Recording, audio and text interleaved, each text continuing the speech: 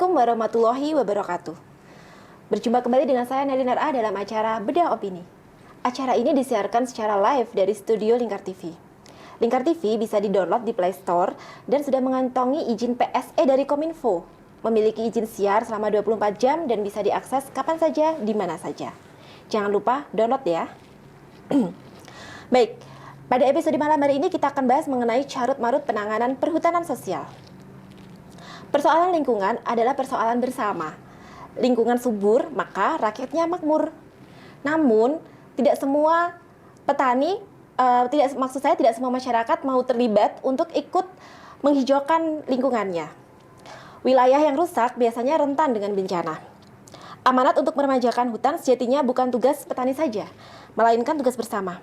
Karena itu, butuh kerjasama berbagai pihak untuk mewujudkan lingkungan hijau yang sehat. Akan tetapi, tak semua mau terlibat dengan aktivitas penghijauan ini. Hal inilah yang dilakukan oleh organisasi Nirlaba, Gema PS Indonesia. Seperti apa? Nah, sudah duduk bersama saya narasumber kita yang merupakan ketua dari Gema PS Indonesia perwakilan Jawa Tengah. Beliau adalah Bapak Saman SHMH. Mari kita sapa beliau. Pak Saman, apa kabar? Alhamdulillah baik, Mbak Nelin. Bagaimana kondisi perhutanan kita saat ini? Baik juga? Baik. Alhamdulillah. Baik Pak, kita akan berbicara mengenai Gema PS Indonesia. Nah, ini untuk perwakilan Jawa Tengah, ketuanya adalah Pak Saman sendiri ya Pak ya? Iya. Mungkin bisa dijelaskan lebih dulu Gema PS Indonesia ini sebenarnya organisasi semacam apa gitu Pak? Iya, selamat malam semuanya. Saya bisa menjelaskan bahwa Gema PS Indonesia ini adalah NGO yang bergerak di bidang pendampingan masyarakat sekitar hutan, bagaimana mendampingi masyarakat yang ada di sekitar hutan. Itu kira-kira Gema PS Indonesia.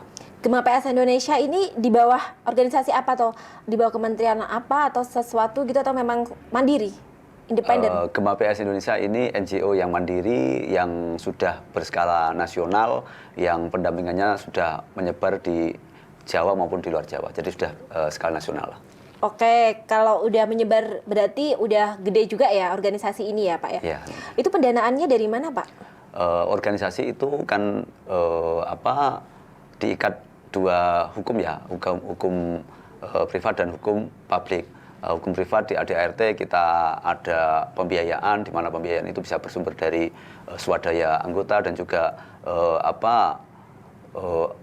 koperasi yang ada di Gema PS Indonesia ini. Jadi pembiayaan itu telah diatur dalam ADART yang ada di. Jadi secara pembiayaan juga aman ya organisasi ini aman, ya? Ya, gitu. seaman-amannya lah ya. Tidak mencari-cari seperti LSM kayak gitu ya? Tidak, itu sudah dibahas di dalam ADART yang ada di Gema.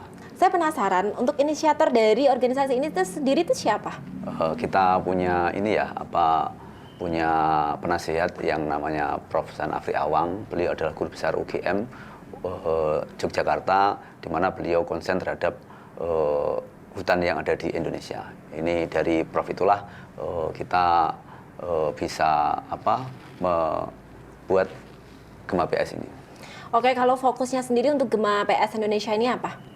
Fokus Gema PS Indonesia selama ini kita melakukan pendampingan masyarakat sekitar hutan, baik pendampingan pendampingan mengakses izin atau legalitas dari kementerian, dalam hal ini Kementerian LHK, maupun pendampingan di saat sudah menerima izin, di mana penguatan kelembagaannya, organisasinya itu kita dampingi, baik mendapatkan izin maupun pasca mendapatkan izin. Nah, ini salah satu yang menarik dengan adanya Gema PS Indonesia ini kan adalah salah satu yang diusung semangatnya itu adalah hutannya subur, ya. Petaninya makmur. Ya. Nah, itu bagaimana untuk mewujudkannya itu? Ya, kita tahu bahwa perhutanan sosial ini adalah program yang sangat mulia, di mana ini mengusung masyarakatnya makmur, tapi hutannya juga subur. Yang selama ini terjadi itu kan masyarakatnya makmur, hutannya gundul, atau hutannya subur, masyarakatnya miskin. Ini perlu kita rubah. Bagaimana dua-duanya ini bisa berjalan beriringan supaya tadi slogan kita itu masyarakatnya makmur, hutan subur. Nah, di konsep perhutanan sosial yang dikeluarkan peraturannya oleh Kementerian LHK inilah yang benar-benar bisa berjalan beriringan antara hutan dan masyarakatnya itu saling berjalan bersama-sama, itu masyarakatnya makmur, hutannya subur. Tentunya ada konsep yang ada di dalam peraturan itu. Bagaimana itu konsepnya? Mungkin bisa lebih di breakdown, dijabarkan kepada kita, karena ya seperti yang sudah diungkapkan sebelumnya. Biasanya itu kalau hutannya subur ya rakyatnya yang kurang makmur. Nah, begitu juga kalau misalnya dia orangnya makmur, hutannya yang gundul. Nah, ini seperti sebuah wacana belaka atau memang benar-benar bisa direalisasikan? Maka gini Mbak Nailin, hutannya subur, masyarakat makmur, ini kita harus merubah konsep yang selama ini telah ada. Di mana konsep selama ini di Pulau Jawa khususnya itu hutannya itu hanya ditanami jati sama mahoni atau tanaman keras yang panennya itu lama. Nah, padahal masyarakat itu jumlah terus bertambah. Jadi kalau di konsep perhutanan sosial ini sederhananya gini, mentransformasi tanaman yang ada di belakang rumah kita atau pekarangan di belakang rumah itu dibawa ke hutan. Jadi ke depan hutan itu tidak hanya melulu jati, mahoni, tetapi di hutan itu ada buah-buahan, NPTS itu, ada juga tanaman kerasnya, mungkin bisa juga yang umurnya agak pendek seperti sengon, balsa, itu bisa dikembangkan. Jadi ke depan hutannya itu akan hijau, tetapi masyarakatnya itu bisa mengambil baik tahunannya maupun juga musimannya. Seperti NPTS itu kan setiap tahun kita bisa panen, tetapi kita tidak perlu menebang kayunya gitu. Tapi kemudian dalam implementasinya sendiri, apakah itu mudah untuk diterapkan? Nah. Karena kita tahu sendiri ya bahwa beberapa masyarakat kita ketika dia babat hutan, dia tidak menggunakan itu untuk melakukan penanaman tanaman keras, tetapi tanaman-tanaman yang lebih lunak seperti jagung. Ya. Sebenarnya kita tidak menolak penanaman jagung, tetapi harus kita mulai yang tadi saya sampaikan. Konsep di sini itu adalah masyarakatnya makmur, hutannya subur. Kalau kita hanya menanam jagung, maka di musim kemarau itu akan gundul dan nanti musim hujan itu akan ada bencana banjir dan lain sebagainya. Konsep di sini kita tetap menanam. Nah, kita menanam bisa menanam kayu, kita bisa menanam buah-buahan. Yang tahun pertama, tahun kedua, tahun ketiga itu masih kita bisa menanam jagung. Tetapi tahun keempat nanti kita sudah mulai mendapatkan hasil dari buah-buah yang kita tanam, hasil dari katakanlah apokat, mangga itu sudah. Maka sedikit demi sedikit jagungnya akan hilang atau hanya berkurang lah. Tetapi masyarakatnya juga masih bisa mendapatkan hasil dari tanaman buah-buahnya tadi. Ya. Berarti ini modelnya harus selang-seling gitu ya, harus ada tanaman buahnya, kemudian yang itu jagungnya kayak gitu, atau kayak gimana sih? Kalau di konsep perhutanan sosial itu ada 20% itu tanaman palawija, 30% itu NPTS, 50% itu tanaman keras. Nah, konsep inilah yang harus disampaikan oleh masyarakat sekitar hutan. Dengan konsep ini sudah terbukti di KTH Sukoburejo yang ada di Desa Sukobubuk. Itu bisa diterapkan dan masyarakatnya sampai dengan tahun keempat ini peningkatannya sudah 3 kali lipat. Oh ya, jadi untuk pilot projectnya di Desa Sukobubuk sendiri ya? Iya, yang kebetulan merupakan, Pak Saman ini merupakan kepala desanya juga gitu? Iya, kebetulan saya sebagai kepala desa Sukobubuk dan sudah sukses menerapkan program perhutanan sosial ini. Perhutanan sosial bisa dikatakan sukses lah, karena peningkatan ekonomi masyarakat setelah adanya perhutanan sosial itu bisa di tahun keempat ini sudah 3 kali lipat lah. 3 kali hasil dari panennya tersebut. Artinya sebelum itu penghasilannya 1 juta, setelah ini bisa 3 juta. Apa aja itu yang ditanam di sana? Kalau di Sukobubuk itu kita mengembangkan apokat, pete, dan juga mangga serta kedondong dan juga nangka. Itu kita tanam, dan untuk kayunya itu kita menanam balsa dan sengon. Pertanyaannya kemudian dapat bibitnya dari mana? Karena kita juga tahu ya, untuk bercocok tanam itu nggak cuma butuh niat tapi juga butuh modal. Alhamdulillah selama ini kami sangat terbantu dengan perusahaan-perusahaan yang mengeluarkan CSR seperti dari Jarum, ada juga dari pemerintah, dari BPDAS. Kita juga didampingi oleh JDK. Kalau di sini itu JDK 2 ya, Cabang Dinas Kehutanan Wilayah 2 itu dari BPDAS, Pamali Jratun itu juga memberi akses bantuan bibit berupa kebun bibit rakyat, itu juga kita bisa mengakses. Tapi lain daripada itu juga masyarakat tahun kedua dan ketiga sudah mulai pengadaan secara mandiri. Jadi mereka memilih bibit sendiri, pengadaan sendiri, beli sendiri, dan mereka akan merawatnya sendiri. Lah, kalau bantuan-bantuan itu dari CSR, mengapa mereka harus mengikuti program perhutanan sosial yang dicanangkan oleh KLHK? Ya, CSR itu kan ada memang kewajibannya dalam menghijaukan wilayah-wilayah yang selama ini gundul ya. Ya, kalau mengikuti program perhutanan sosial sendiri itu akan mendapatkan apa gitu petani misalnya? Selain ya itu tadi mengusung gerakan rakyatnya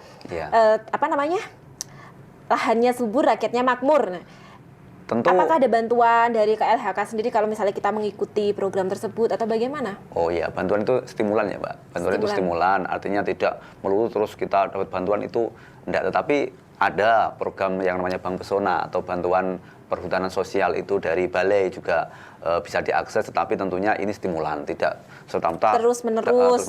Enggak, ini hanya stimulan saja. Stimulannya seperti apa itu stimulannya? Sekali saja, setelah itu bagaimana? Ya, ada di peraturannya itu memang satu kelompok itu bisa mendapatkan program itu mungkin 5 tahun berikutnya baru bisa mengakses lagi gitu. Kalau misalnya saya sebagai seorang warga perdesaan dan saya pengen ikut program perhutanan sosial itu. Nah, apa yang harus saya lakukan dan apa yang akan saya dapatkan? Tapi jawabannya ditahan dulu karena kita akan kembali setelah jeda pariwara yang berikut ini.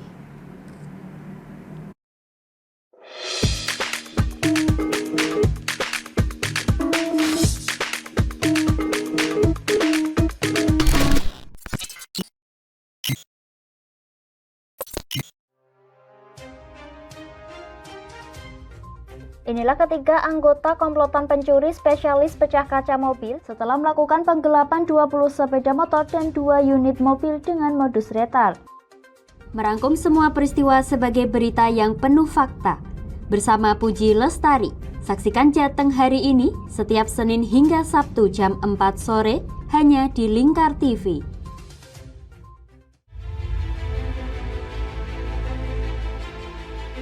Memberikan pinjaman uang kepada saya dengan bunga 8% per bulan. Membedah opini narasumber, menggali lebih dalam untuk mendapatkan perspektif baru yang lebih faktual. Masalahnya, nota perbaikan kapal itu semua ada di saya. Kenapa Tomo bisa menunjukkan? Demi mendapatkan informasi yang solutif dan terpercaya. Dalam Bedah Opini, setiap Rabu jam 11 siang hanya di Lingkar TV. Di Ayo Ngaji bersama Lingkar TV. Hadir setiap hari Senin sampai dengan Sabtu, jam 17.30 sampai jam 7 malam. Ngomong hari ini harus, nah seperti itu. Anda akan ditemani Ustadz-Ustadzah untuk belajar huruf-huruf hijaiyah dan ilmu Al-Quran. Saksikan terus Ayo Ngaji hanya di Lingkar TV.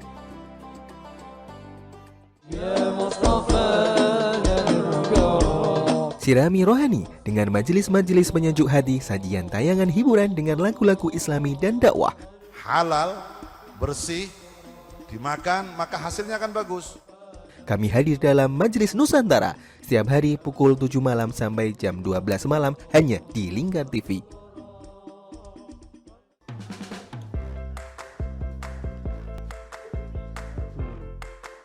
Petualangan yang menarik sang pencinta kuliner. Mantul tetap mantap rasanya pemirsa. Menikmati setiap makanan yang lezat dan mantap saat dihidangkan. Semua hadir di Wayang Kulineran setiap hari Minggu jam 11 siang hanya di Lingkar TV.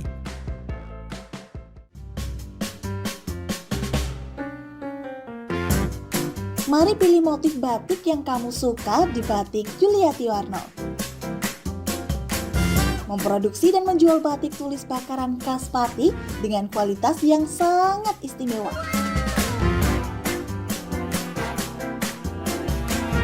Cocok buat oleh-oleh, seserahan, bahkan untuk baju nikahan loh. Menyediakan berbagai motif mulai dari batik klasik sampai batik modern. Ayo borong segera Batik Yuliati Warno. Anda bisa melihat proses produksi batik secara langsung di rumah produksi kami loh. Alamatnya ada di Desa Langenharjo, RT 7 RW 3, Jalan Juwana Tayu, Kilometer 3, Kecamatan Juwana, Kabupaten Pati, Jawa Tengah. Atau Anda bisa menghubungi nomor telepon kami di 081 326 693 300. Ayo datang dan pilih motifmu segera. Ane wis golek batet ngono kuwi njur aspal kon. Lapangan diemplok. semen yo didahar. Memberi hiburan malam Anda yang dikemas dalam budaya Jawa, nguri-nguri budaya, hadir setiap hari jam 00.30 sampai jam 3 dini hari hanya di Lingkar TV.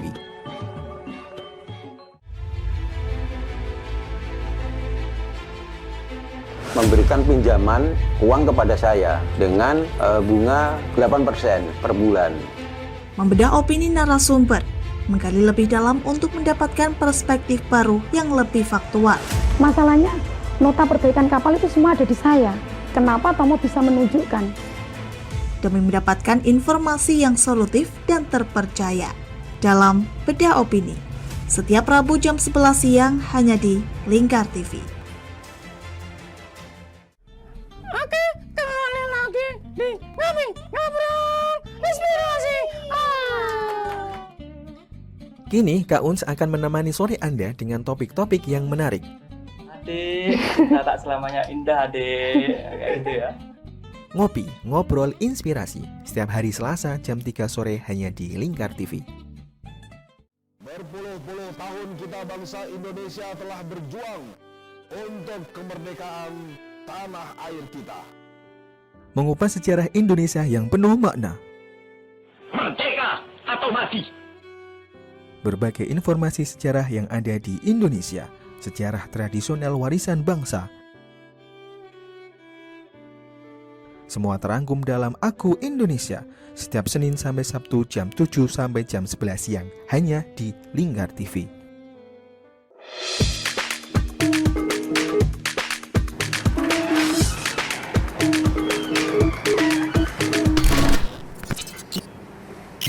Baik, masih bersama saya Nairin RA dalam acara Bedah Opini. Tetap bersama kita akan membahas mengenai carut marut penanganan perhutanan sosial ya. Ini sangat menarik sekali. Dan tadi Pak Saman sudah memberikan beberapa perkenalan mengenai GEMA PS Indonesia atau Gerakan Masyarakat Perhutanan Sosial Indonesia. Pak Saman ini merupakan narasumber kita yang juga merupakan Ketua GEMA PS Indonesia Perwakilan Jawa Tengah. Baik Pak Saman, pertanyaan tadi saya belum terjawab ya. Seandainya saya sebagai seorang warga dan saya ingin ikut dalam program perhutanan sosial ini, bagaimana saya ikut dan benefit apa yang saya dapatkan kalau saya ikut?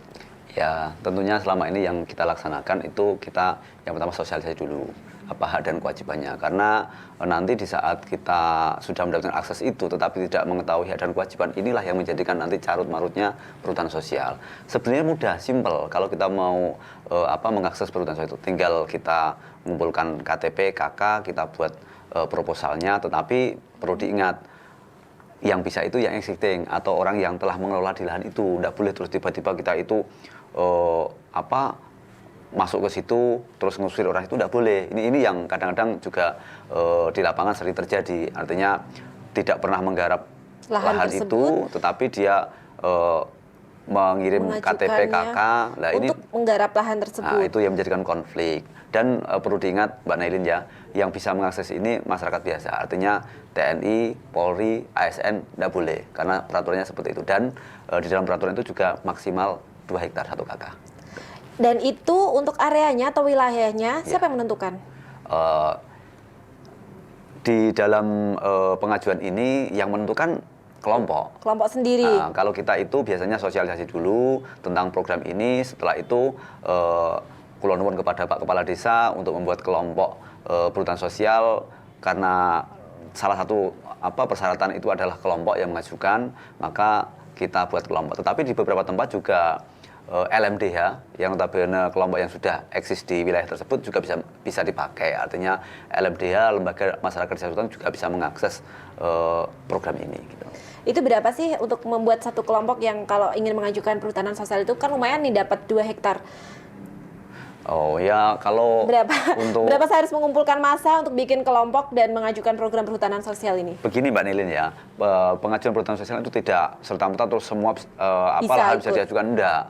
Lahan-lahan tertentu yang mungkin yang bisa diajukan, yang sudah dikeluarkan lewat peraturan Menteri nomor 287 tentang KHDPK. Lah, kawasan hutan dengan pengelolaan khusus yang notabene 1,1 juta hektar yang ada di Pulau Jawa dan Madura, itulah yang bisa diakses dan bisa diajukan perhutanan sosial. Selain daripada itu tidak bisa, pengelolaannya masih di perum-perutani. Jadi kalau kita mengelola berarti kita harus kerjasama dengan perum-perutani. Tidak boleh kita terus semua lahan bisa diajukan, tidak bisa. Yang bisa diajukan yaitu peta yang telah dikeluarkan oleh Kementerian LHK lewat Peraturan Menteri nomor 287 yang selama ini ramai tentang KHDPK itu atau kawasan hutan dengan pengelolaan khusus. Jadi tidak serta-merta, Mbak Nelly. Apa yang bikin itu rame? Ya, kawasannya itu. Karena pemahaman yang tadi saya sampaikan bahwa setiap masyarakat yang mengelola hutan itu bisa mengajukan ini yang menjadikan masyarakat itu jadi terus berkonflik rame-rame mengajukan dan ternyata sampai ke kementerian setelah diverifikasi itu tidak masuk dalam peta KHDPK atau kawasan dengan khusus tadi, maka masyarakat ingin pokoknya bisa. Nah, inilah yang menjadi ini. Maka kalau kami dari Gema itu yang pertama sosialisasi dulu mana lokasi-lokasi yang masuk KHDPK, terus kewajibannya apa, haknya apa, itu kita sampaikan. Kami di Gema ini tidak akan mendampingi kalau masyarakat belum paham tentang perhutanan sosial. Kami tidak akan mengajukan ke Kementerian LHK kalau masyarakat sekitar hutan itu belum paham apa hak dan kewajibannya. Itu sebenarnya mudah, tetapi kalau kita nanti dapat SK terus tidak memahami, maka yang terjadi di beberapa tempat yang mendapatkan SK akhirnya ya seperti judul yang ada ini, carut marutnya itu, karena tidak mengetahui apa hak dan kewajibannya. Jadi carut marutnya ini lebih fokusnya pada ketidakpahaman dari yang mengajukan itu, atau mungkin ada elemen-elemen lain juga yang juga carut marut dalam pengelolaan perhutanan sosial ini? Complicated.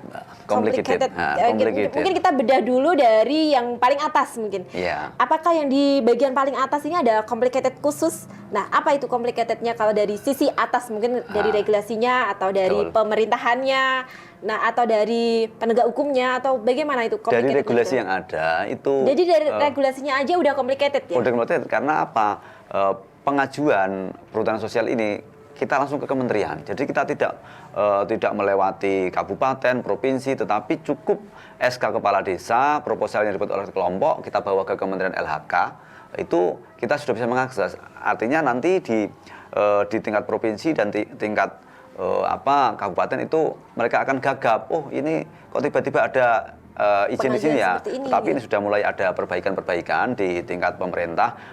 Terbukti kemarin telah keluar Peraturan Menteri nomor 4 tahun 2023 juknis dari KHDPK ini, insya Allah sebenarnya masyarakat tidak mengajukan pun, tetapi kalau di situ ada lahan perhutanan sosial, maka nanti kementerian akan jemput bola ke wilayah tersebut yang ada KHDPK-nya, akan diberi sosialisasi oleh kementerian. Semoga dengan perbaikan-perbaikan ini nanti carut marut yang ada ini terurai lah. Itu dari segi regulasinya. Yeah. Dari segi lapangannya, masyarakatnya ini banyak yang tidak terlalu paham tentang konsep ini. Akhirnya mereka akan seenaknya, artinya ada sampai pemahaman yang bisa diajukan itu yang gundul, rame-rame pada nebangin pohon, jatinya itu biar gundul, biar diajukan. Nah ini salah. Kan tadi saya sudah sampaikan, yang bisa diakses itu yang sudah masuk di dalam peta KHDPK. Kalau di luar daripada itu, kalaupun digunduli, itu tetap tidak bisa. Jadi pemahaman seperti itu harus diberikan kepada masyarakat. Yang tambah lagi mungkin ada yang mungkin teman-teman LSM atau NGO yang tidak terlalu memahami, tetapi mereka menyampaikan bahwa ayo kita mengajukan, padahal di wilayah itu tidak masuk dalam peta KHDPK. Akhirnya masyarakat tidak mengetahui dan tidak bisa mengakses perhutanan sosial itu. Jadi ini carut marutnya karena memang pemahaman yang belum diterima oleh masyarakat secara utuh. Nah, tugas kita lah sebagai pegiat perhutanan sosial ini untuk menyampaikan regulasi yang ada secara benar. Gitu. Kalau sandungan-sandungannya sendiri ini dalam perhutanan sosial untuk mensosialisasikan program ini ke masyarakat, apakah ada sandungan-sandungan atau kendala-kendala semacam itu yang cukup mengganggu dan menghambat? Ya banyak lah ya, karena notabene program ini adalah mengurangi dari lahan yang selama ini dikelola oleh perhutani. Maka kawan-kawan yang ada di bawah ini, mungkin oknum lah ya, yang ada di bawah ini juga merasa, kok ini lahan kami kok, lahan yang selama ini kita kelola kok malah mau diminta dan sebagainya. Ini juga menjadi hambatan yang ada di lapangan. Terus juga ya kita tahu sendirilah ya, kalau untuk kami di Gema ini kan tidak pernah mendapatkan donor anggaran dari manapun, baik dari dalam maupun luar negeri. Kita memang mandiri, memang kita juga kadang-kadang terkendala terkait masalah sosialisasi ke sana kemari, karena ini kan membutuhkan biaya yang tidak sedikit. Jadi memang di lapangan ini banyak kendala lah, okay, terkait masalah di lapangan yang notabene lahan yang mau kita ajukan itu sebelumnya diklaim oleh perhutani. Oh ya, sebelumnya diklaim. Bukan diklaim, memang milik memang dulu perhutani. itu dikelola, Pak. Bukan. Harus saya pahamkan lagi ya, bahwa hutan yang selama ini dikelola oleh perhutani itu bukan milik perhutani, tapi milik negara. Ya dikuasai oleh negara lah. Nah, stakeholdernya ini adalah di Kementerian LHK. Sudah mengeluarkan regulasi dan 1,1 juta hektar dikeluarkan dari area perhutani. Itu, Pak. Lah kalau stakeholdernya sendiri ya udah mengeluarkan program seperti ini, kan harusnya bisa satu komando ya, sehingga tidak perlu terjadi seperti itu tadi. Ya, sebenarnya seharusnya seperti itu, tetapi kenyataannya kan pemahaman orang itu kan berbeda-beda ya. Artinya yang di bawah itu selama ini mereka merasa memiliki bahwa itu lahan yang harus kita jaga, harus kita ini. Akhirnya mereka kalau ada yang mau coba mengakses perhutanan sosial ini diberi inilah mungkin istilahnya intimidasi yang ada. Nah, intimidasi ini ketika itu terjadi gitu. Apa tindakan dari KLHK sendiri selaku stakeholder yang menaungi sama-sama ya? Ini perhutanan sosial adalah program dia, perhutani juga di bawah wewenangnya. Sebenarnya ini tidak hanya KLHK, tapi Presiden turun langsung. Terbukti kemarin kita diundang ke Kementerian itu, ke istana itu beberapa kali, dan sudah dipertemukan antara kami, Kementerian dan juga perhutani. Sebenarnya kalau di tingkat atas sudah clear, sudah selesai, tetapi memang di tingkat bawah yang agak ini, karena nggak tahu ya, yang selentingan ini sih katanya memang selama ini ada tanda kutip iuran tiap tahun yang namanya sukarela atau apa itu kepada oknum-oknum itu. Ya, mungkin karena ini urusan perut, jadi bahasanya itu ladang saya, itu tempat cari makan saya, kok mau diminta ya saya harus, mungkin lah ya, kira-kira seperti itu. Nah, sampai saat ini apakah percikan-percikan dan dari akibat gesekan-gesekan tersebut masih sering terjadi dalam upaya tim perhutanan sosial ini untuk menghijaukan daerah kehutanan yang masuk dalam KDLH tadi ya gitu. Tapi KDBK. Tapi kita akan jawab itu nanti setelah pesan pariwara yang berikut ini.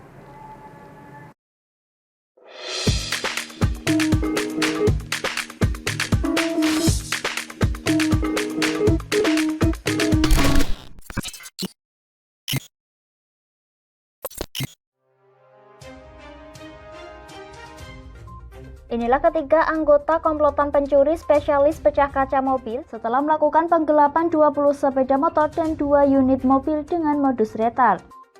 Merangkum semua peristiwa sebagai berita yang penuh fakta. Bersama Puji Lestari, saksikan Jateng hari ini setiap Senin hingga Sabtu jam 4 sore hanya di Lingkar TV.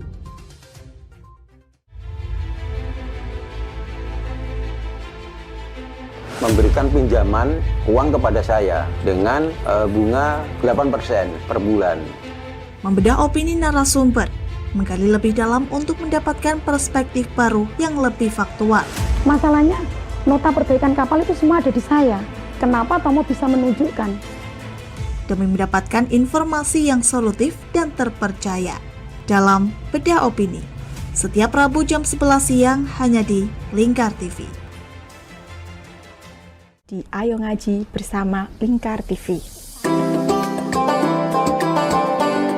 Hadir setiap hari Senin sampai dengan Sabtu, jam 17.30 sampai jam 7 malam. Ngomong hari ini harus, seperti itu. Anda akan ditemani Ustadz-Ustadzah untuk belajar huruf-huruf hijaiyah dan ilmu Al-Quran. Saksikan terus Ayo Ngaji hanya di Lingkar TV.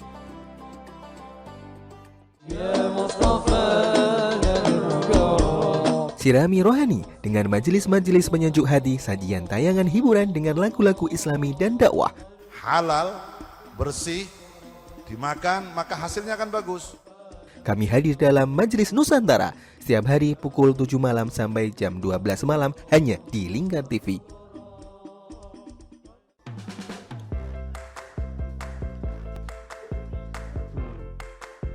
Petualangan yang menarik sang pencinta kuliner. Mantu tetap mantap rasanya pemirsa. Menikmati setiap makanan yang lezat dan mantap saat dihidangkan. Semua hadir di Wayang Kulineran setiap hari Minggu jam 11 siang hanya di Lingkar TV.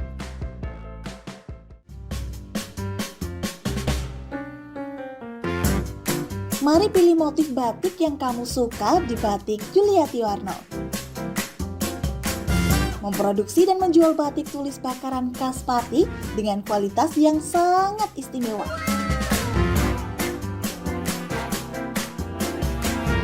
Cocok buat oleh-oleh, seserahan, bahkan untuk baju nikahan loh. Menyediakan berbagai motif mulai dari batik klasik sampai batik modern. Ayo borong segera Batik Yuliati Warno. Anda bisa melihat proses produksi batik secara langsung di rumah produksi kami loh. Alamatnya ada di Desa Langenharjo, RT 7 RW 3, Jalan Juwana Tayub, Kilometer 3, Kecamatan Juwana, Kabupaten Pati, Jawa Tengah. Atau Anda bisa menghubungi nomor telepon kami di 081 326 693 300. Ayo datang dan pilih motifmu segera. Ane wis golek baten ngono kuwi njur aspal kon. Lapangan diemplok. Semen ya didahar. Memberi hiburan malam Anda yang dikemas dalam budaya Jawa. Nguri-nguri budaya hadir setiap hari jam 00.30 sampai jam 3 dini hari hanya di Lingkar TV.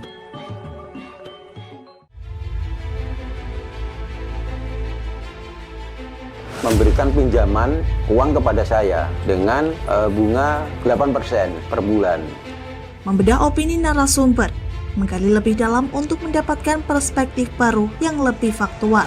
Masalahnya, nota perbaikan kapal itu semua ada di saya. Kenapa Tomo bisa menunjukkan? Demi mendapatkan informasi yang solutif dan terpercaya dalam Bedah Opini. Setiap Rabu jam 11 siang hanya di Lingkar TV. Oke, kembali lagi di Ngobrol Inspirasi.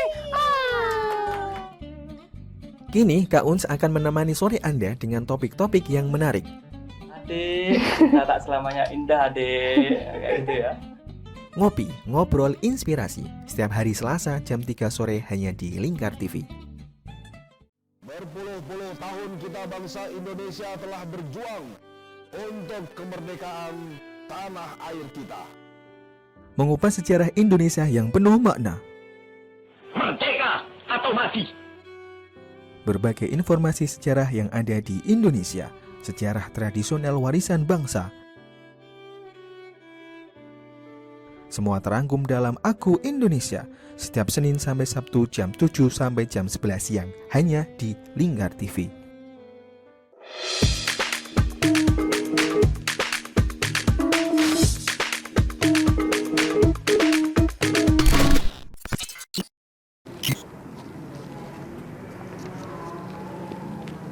Masih bersama saya Nadine RA dalam acara Bedah Opini di Lingkar TV. Jangan lupa download aplikasi Lingkar TV di Play Store. Cukup buka Play Store, ketik Lingkar TV dan install. Mudah bukan? Baiklah, kita masih membahas mengenai carut marut penanganan perhutanan sosial. Nah, tadi kita sudah membahas mengenai ada semacam kita sebut semacam perang saudara ya di dalam tubuh KLHK ini. Ini satu ibu tapi nggak bisa rukun antara perhutanan sosial dengan perhutani. Nah, mengapa bisa seperti itu dan dukungan dari tanggung jawab moral dari KLHK sendiri yang membuat atau mencanangkan program ini tuh seperti apa sehingga harus terjadi gesekan-gesekan semacam ini? Kan seharusnya bisa sejalan karena tujuannya sama-sama adalah untuk menyuburkan lahan. Ya sebenarnya gimana ya, kalau di tingkat atas sebenarnya sudah selesai sih. Cuma kan karena pemahaman ini, sosialisasinya ini belum seutuhnya sampai ke bawah. Dan saya yakin kalau teman-teman yang ada di bawah itu memahami dan membaca ini, insya Allah lah, tidak ada semacam suudon atau yang disampaikan itu perang saudara itu tidak ada, karena kementerian menjamin. Kalau teman-teman yang ada di bawah itu kan kemarin ini informasinya kan katanya nanti akan ada pemutusan hubungan kerja atau PHK segala macam. Padahal sudah dijamin itu sebenarnya tidak ada. Tapi saya yakinlah lambat laun dengan pemahaman, dengan sosialisasi yang masif nanti itu bisa diselesaikan. Karena tujuannya memang mulia. Tujuannya adalah mulia. Oke, tadi kita berbicara mengenai bahwa salah satu hal yang membuat penanganan perhutanan sosial ini jadi carut marut adalah program perhutanan sosial ini dianggap mencaplok jatah dari perhutani. Benar seperti itu ya? Ya, dianggap. Dianggap mencaplok. Tapi sebenarnya tidak. Sebenarnya kan tidak. Ya. Nah, terus bahkan sampai ada sengketa hingga ke meja hijau. Ya. Mungkin bisa diceritakan sedikit itu seperti apa dan penyelesaiannya bagaimana ketika itu terjadi? Nah, kemarin kebetulan teman-teman Sekar Perum Perhutani atau karyawan Perhutani itu memang dengan beberapa temannya itu relasinya itu mengajukan gugatan ya terhadap peraturan Menteri LHK nomor 287 KDPK itu. Tapi kemarin di putusan itu ditolak. Tetapi mereka banding lagi. Yang jelas saya kira regulasi ini regulasi yang baik kok dan sudah sesuai dengan ini sudah benar. Jadi tinggal kita masifkan aja sosialisasinya. Kalau sosialisasi sudah sampai ke bawah dan pemahaman itu ada, insya Allah lah ini juga Presiden baru saja Grace mengeluarkan Perpres atau peraturan Presiden nomor 28. Soal apa itu, Pak? Tentang percepatan, karena dianggap program ini mungkin kurang cepat ya, karena Presiden ini kan tinggal beberapa bulan lagi lah ya itu, maka Presiden membuat peraturan Presiden untuk percepatan baru tanggal 30 Mei kemarin itu baru dikeluarkan. Jadi saya sih optimis ya program ini nanti akan bisa berhasil, tetapi memang ada jalan terjal yang kita lalui. Harus ditempuh jalan terjal itu salah satunya tadi ya, sengketa dengan sama-sama. Termasuk juga ini Mbak Nailin, mungkin orang yang pemahamannya terhadap perhutanan sosial itu setengah-setengah, dia bersosialisasi itu juga menjadikan carut marutnya ini. Jadi tidak dari siapa-siapa, tapi orang yang tidak terlalu paham tentang dari orang ini, perhutanan sosial sendiri yang ya kadang-kadang inilah LSM yang mungkin belum ini terus dengar terus dia mensosialisasikan. Nah, akhirnya mereka sosialisasinya keliru, ke depan juga akan keliru. Termasuk kemarin yang ada di penyerahan SK yang ada di Blora itu juga SK indikatif itu kan menjadikan permasalahan. Ada di sebuah desa di Pati itu juga langsung memasang patok bahwa tidak boleh ada yang membuat kegiatan di lokasi tanpa seizin inilah. Ini kan hal-hal yang seperti ini sebenarnya seharusnya tidak perlu terjadi lah. Kita itu kan niatnya kan menjadikan hutan itu subur, rakyatnya makmur. Jadi jangan hal seperti itu kita hindarilah sebenarnya gitu. Oke. Saya jadi penasaran, hitung-hitungannya itu seperti apa sih kok dia ada sampai mencanangkan gerakan hutannya subur, rakyatnya makmur? Mbak Nailin, kalau saya boleh menyampaikan, program ini kalau dijalankan dengan benar, ini luar biasa. Ini opini pribadi atau bagaimana? Ini realitas yang sudah ada, yang terjadi di KTS Koborejo. Saya bisa menyampaikan, kalau kita mengelola tidak usah banyak-banyak lah, 1 hektar saja. 1 hektar itu 10.000 meter persegi. Kalau ditanami buah-buahan, mungkin saya bisa katakan alpukat, itu dengan jarak 6 kali 8, itu nanti muat 210, ambillah 200 lah ya. 1 alpukat di beberapa tempat, banyak tempat lah, 1 pohon alpukat itu bisa laku sampai 1 juta lah. Mbak Nini bisa bayangkan, kalau 200 kali 1 juta, itu 200 juta per tahun. Jadi setiap tahun nanti masyarakat akan memanen dan mendapatkan uang 200 juta. Kalau dihitung bulanan berarti 200 juta bagi 12 bulan itu bisa sampai 15 juta itu. Coba bayangkan kalau petani kita itu punya penghasilan. Itu masih dari alpukat. Dari alpukatnya. Di sela-selanya kita bisa nanam empon-empon atau palawija, mungkin jahe ataupun lengkuas, dan di pinggir-pinggirnya kita bisa tanam kayu-kayuan yang itu nanti sebagai ATM lah. Kalau orang kota kan dia punya kartu ATM ya, tapi kalau di desa itu ATM-nya ya nanam kayu. Nanti 12 tahun lagi anaknya mau masuk ke SMP atau mau kuliah itu bisa ditebang. Karena di perhutanan sosial ini kita merencanakan sendiri, kita menanam sendiri, kita merawat sendiri, dan juga kita akan menjual sendiri. Tetapi ada kewajiban-kewajiban seperti membayar pajak kepada negara, itu harus kita jalankan juga. Oke. Ini kalau kita mendengar cerita dari Pak Saman itu sepertinya indah sekali ya kehidupan ketika sudah mengikuti program perhutanan sosial itu. Mulai dari menanamnya seperti ini, hasilnya seperti ini, dan di tengah-tengah masih bisa diselipin tanaman-tanaman palawija, dan di pinggir-pinggirnya juga masih gitu. Tetapi kita tahu bahwa persoalan petani itu bukan cuma persoalan menanamnya saja, tapi juga merawat tanaman ini. Bagaimana dengan program perhutanan sosial ini mereka bisa merawat tanaman yang begitu beragam? Karena kita tahu bahwa setiap tanaman kebutuhannya berbeda. Betul. Pupuknya berbeda, kebutuhan airnya berbeda, pencahayaannya juga berbeda gitu. Potensi gagal ini kan pasti juga harus disosialisasikan dong biar fair. Betul Mbak Nailin. Maka ada GEMA. GEMA ini NGO yang membantu pemerintah. Artinya kita hadir untuk membantu pemerintah bagaimana dalam mengakses izinnya, tetapi juga bagaimana kita dalam melakukan kegiatan setelah dapat izin. Kita dapat pesan khusus dari Presiden waktu di istana. GEMA jangan hanya mendampingi pengurusan izin saja, tetapi setelah mendapatkan izin itu tolong didampingi bagaimana perencanaannya, bagaimana penanamannya, apa yang cocok ditanam di situ. Itu GEMA juga hadir, selain daripada kita berkolaborasi dengan pemerintah. Dalam hal ini mungkin dari Dinas Kehutanan Pertanian juga masuk, karena di pusat itu sudah ada pertemuan antara 6 kementerian, ada Kementerian Kehutanan, Kementerian BUMN, Kementerian Pertanian dan juga Keuangan dan lainnya lah gitu. Juga tadi sempat membahas bahwa dalam hitung-hitungan ini memang bakalan jadi rakyatnya makmur, lahannya subur gitu.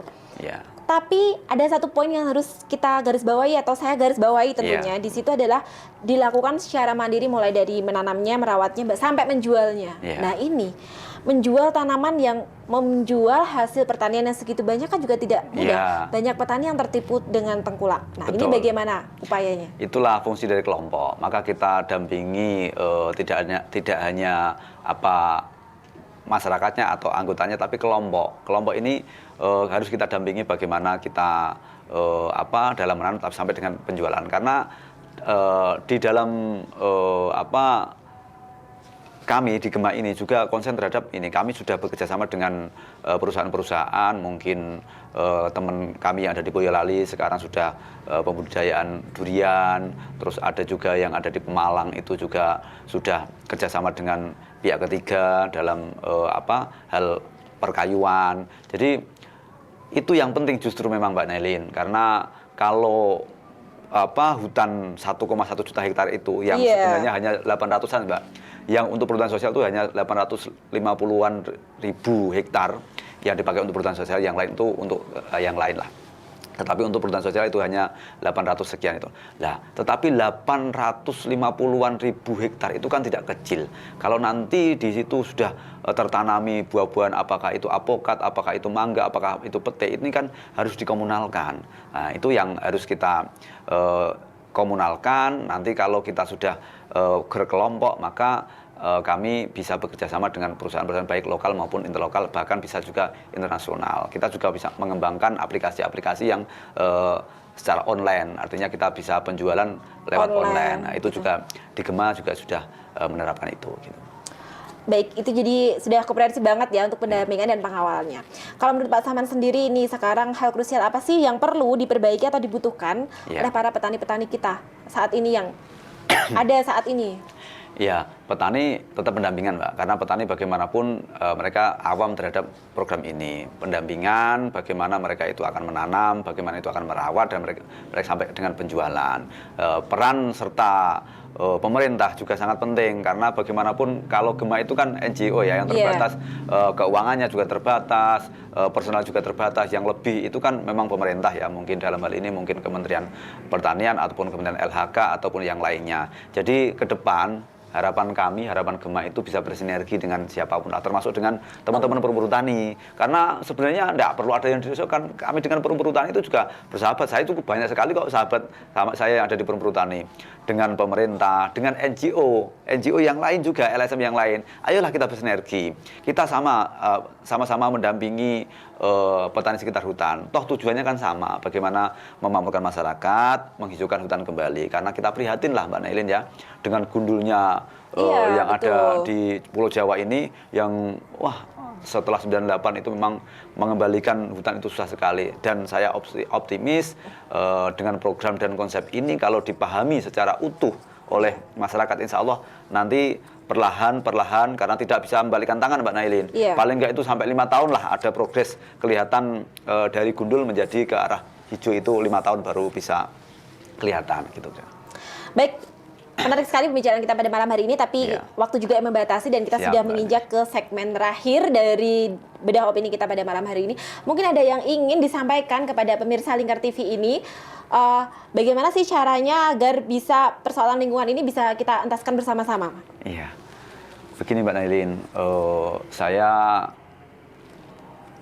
selaku penggiat perhutanan sosial itu ingin kita itu bersinergi, baik dengan pemerintah, dengan stakeholder yang lain lah, mungkin dengan LSM, dengan perumput tani, dengan siapapun itu. Ayo kita tuluskan niat kita, bagaimana kita membuat sejarah, mengembalikan hutan yang selama ini gundul, yang gundul-gundul ya maksudnya, yang masuk dalam KHDPK, kita hijaukan kembali. Karena saya punya slogan, menanam itu adalah ibadah, ya, menanam itu adalah ibadah. Dan juga sambil menanam kita juga dapat hasilnya. Konsep inilah yang sebenarnya harus kita pahamkan kepada masyarakat sekitar hutan. Dengan sinergi baik dari NGO, dengan baik LSM, dengan pemerintah, dengan BUMN, dalam hal ini mungkin perumput tani, sinergi yang baik, insya Allah program ini akan baik dan bermanfaat untuk semuanya. Oke, gitu Mbak Nailin. Baik, terima kasih Pak Saman untuk waktunya sangat berharga. Terima kasih. Untuk ikut menanam dan untuk ikut merawat lingkungan, kita tidak perlu harus menjadi petani terlebih dahulu. Dengan kita menjadi masyarakat biasa dan ikut memperhatikan lingkungan, berarti kita ikut menyelamatkan bumi yang sudah mulai tua ini. Demikian dari saya, Nailin RA, dan beserta kru yang bertugas mohon undur diri. Saksikan Bedah Opini terus di Lingkar TV. Wassalamualaikum warahmatullahi wabarakatuh.